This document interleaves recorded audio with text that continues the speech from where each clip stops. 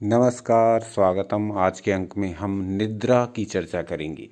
नींद जो आजकल के युग में इतनी महत्वपूर्ण हो गई है कि जिसके लिए हमको गोलियों का सेवन करना पड़ रहा है। ये नींद हमारे शास्त्रों में बहुत आवश्यक बताई गई है। सनातन शास्त्रों में नींद का बहुत महत्व बताया गया है। हम सभी को पूरी नींद लेना बहुत आवश्यक है, जो इस आधुनिक संसार की भाग दौड़ में हम नहीं ले पा रहे हैं। नींद के महत्व को ठीक से समझें, अन्यथा विभिन्न रोगों से घिर जाएंगे। तो आज के अंक में हम नींद का महत्व क्या है इसकी चर्चा करेंगे, जिससे कि हम प्रॉपर स्लीप के प्रति जागरूक हो पाएं और अपनी इस व्यस्त दिनचर्या में से कम पूरी नींद लेने का भरसक प्रयास करें। तो हमारे शास्त्रों में कहा गया कि हमारी पूरी हेल्थ, हमारा स्वास्थ्य इस 3 स्टूल पर टिका हुआ है। 3 टांगों वाला स्टूल इस पर टिका हुआ है और ये 3 टांगे हैं आहार, निद्रा और ब्रह्मचर्य। भोजन, नींद और ब्रह्मचर्य पर ही हमारा पूरा स्वास्थ्य टिका हुआ है। कहाँ कहा गया है ये कहा गया है अष्टांग संग्रह सूत्र नामक ग्रंथ में और चरक संहिता में। तो हम चरक संहिता से एक श्लोक आपकी स्क्रीन पर प्रदर्शित कर रहे हैं। इसमें कहा गया त्रयोपस्तंभा इति आहारः स्वप्नो ब्रह्मचर्यमिति, यानी ये 3 उपस्तंभ हैं, 3 टांगे हैं इस स्टूल की, जिस पर हमारी पूरी हेल्थ टिकी हुई है। और ये हैं आहार, निद्रा और ब्रह्मचर्य। इसको त्रिस्थूण कहा गया। त्रिस्थूण यानी स्टूल के 3 भाग। इसी में वात, पित्त और कफ भी 3 प्रकार के ऐसे महत्वपूर्ण भाग हैं जो हमारे शरीर में हमारे स्वास्थ्य को बनाए रखने अथवा बिगाड़ने में महत्वपूर्ण योगदान देते हैं। वात, पित्त, कफ का संतुलन रखेंगे और आहार, निद्रा, ब्रह्मचर्य का संतुलन रखेंगे तो बहुत सारी ऐसी व्याधियों से बचे रहेंगे जो आधुनिक समाज को निरंतर व्यथित करती जा रही हैं। एक भी ऐसा घर मिलना मुश्किल है जिसमें सभी लोग स्वस्थ हों, किसी न किसी बीमारी से पीड़ित ना हों। तो चरक संहिता के इस श्लोक को लेकर के अब हम निद्रा के महत्व पर विचार करेंगे। नींद हमारे लिए क्यों बहुत आवश्यक है। इस आधुनिक संसार में इस नींद को प्रॉपर लेना ही एक बड़ी समस्या बनती जा रही है। इस वजह से बहुत से लोग स्लीपिंग पिल्स का सेवन करके सोते हैं। अब अगला श्लोक आपकी स्क्रीन पर प्रदर्शित हो रहा है, ये भी हमने लिया है चरक संहिता के सूत्र स्थान से। यहाँ कहा गया यदा तो मनसि क्लान्ते कर्मात्मानः क्लमान्वितः विषयेभ्यो निवर्तन्ते तदा स्वप्यते मानवः, यानी जब मन थक जाता है और इंद्रियां भी थक कर अपने अपने कर्मों से निवृत्त हो जाती हैं, तब व्यक्ति सोता है।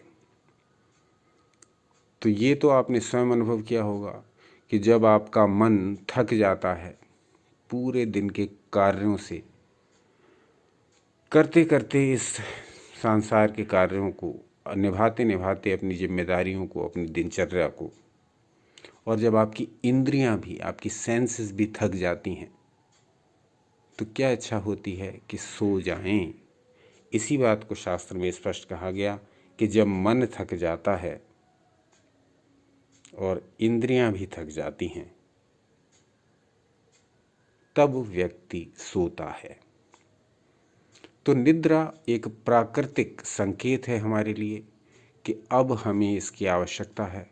जब हमें ये निद्रा का ये संकेत मिलने लगता है, इसका अर्थ ये है कि हमारा मन और हमारी इंद्रियां अब विश्राम चाहती हैं। तो उनको ऐसे समय में हमें विश्राम देना होगा। प्रॉपर नींद न लेना बहुत से रोगों का कारण है। आप कहेंगे तो इस विषय में विस्तृत वीडियोस बनाएंगे। अब अगला श्लोक देखिए, जिसको हमने लिया है सुश्रुत संहिता नामक ग्रंथ से। इसमें कहा गया, हृदयं चेतनास्थान मुक्तम सुश्रुत देहिनाम तमो अभिभूते तस्मिस्तु निद्रा विशति देहिनाम। यानी जब से ये संसार बना है तब से ही प्राणियों में निद्रा यानी नींद उपस्थित है। संसार की जो प्रकृति है उसके 3 गुण जो हैं वो सत्व, रज और तम पर आधारित हैं। यानी ये 3 गुण ही इस पूरे संसार को चलाते हैं। तो इसमें से जो सत्व, रज और तम में से ये जो तम गुण है, ये जो तमोगुण है, ये निद्रा का जनक है, यही निद्रा कारक है। हमारा हृदय शरीर का चेतना का स्थान है, जहाँ हमारी कॉन्शसनेस निवास करती है। जब ये तम से भर जाता है तो व्यक्ति को निद्रा आ जाती है, क्योंकि उस समय मन का संबंध इंद्रियों के विषयों से हट जाता है। तो ये स्वाभाविक निद्रा कही जाती है, जिसमें हमारे मन इंद्रिय थक गए, तम का प्रभाव हम पर आ गया, अब हमको लग रहा है कि सोना चाहिए। तो ये स्वाभाविक निद्रा है। स्वाभाविक निद्रा को ही इस 3 टांगों वाले स्टूल की एक टांग माना गया है, जो अपने आप से आती है, और इसी को सुषुप्तावस्था भी कहा गया है।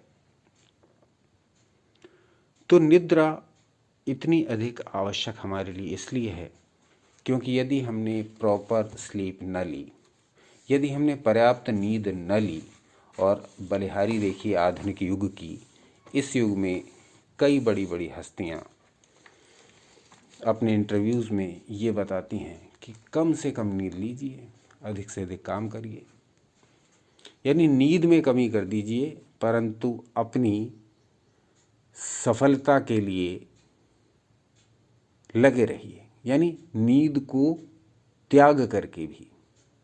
लेकिन उनको ये नहीं पता कि हमारे शास्त्रों में निद्रा को कितना महत्वपूर्ण माना है। यदि प्रॉपर नींद नहीं लेते हैं तो शरीर विभिन्न विकारों से ग्रस्त हो जाएगा।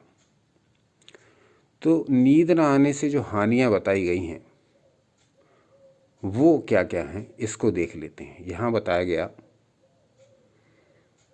पहले लाभ देख लेते हैं जो निद्रा से होते हैं, प्रॉपर स्लीप लेने से, पूरी नींद लेने से जो लाभ होते हैं वो बताए गए हैं। बल की वृद्धि, धातुओं की पुष्टि, शुक्र यानी वीर्य की वृद्धि,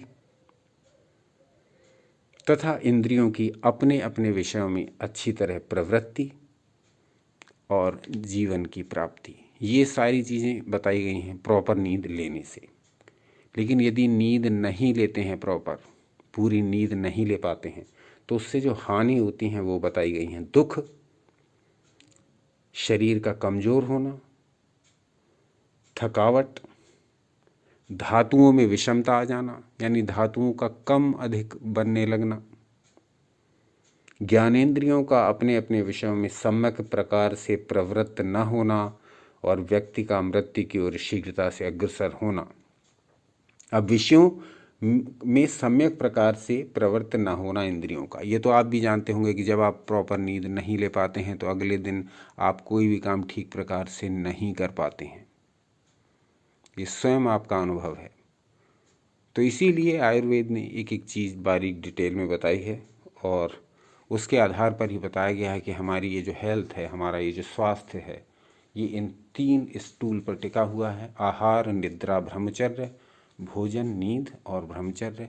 इनमें से एक भी चीज़ गड़बड़ाई तो पूरा का पूरा स्टूल नीचे गिर पड़ेगा, यानी हमारा स्वास्थ्य धड़ाम हो जाएगा। और आजकल के युग में हम अधिकांश स्थानों पर ये देख ही रहे हैं। तो ऐसी बहुत सारी सद्व्रत की बातें, जीवन में अपनाने योग्य बातें आयुर्वेद ने बताई हैं, वो एक एक करके आपके समक्ष प्रस्तुत करेंगे। स्टूल यानी कि 3 टांगों वाले स्टूल, जिसको आयुर्वेद ने बताया है कि आहार, निद्रा और ब्रह्मचर्य, जिस पर हमारा स्वास्थ्य टिका हुआ है, इनमें से एक टांग की चर्चा आज हमने की।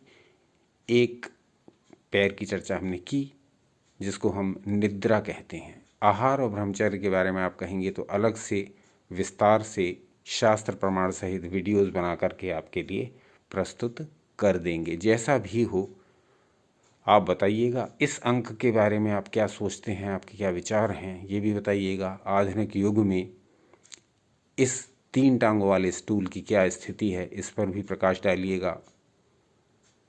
और इस विषय में आगे और क्या क्या जानना चाहेंगे, ये भी बताइएगा। अपना अमूल्य समय हमें देने के लिए हार्दिक धन्यवाद।